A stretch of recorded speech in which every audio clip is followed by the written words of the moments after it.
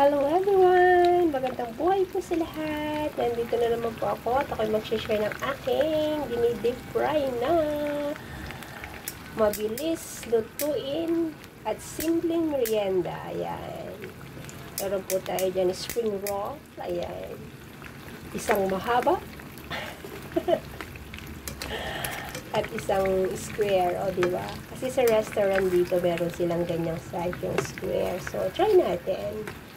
Para naman maiba. O, diba? Ayan. Dinidip fry po natin para maging brown po siya. Ayan. Minced pork and carrots po yan. Ang laman yan. Ayan.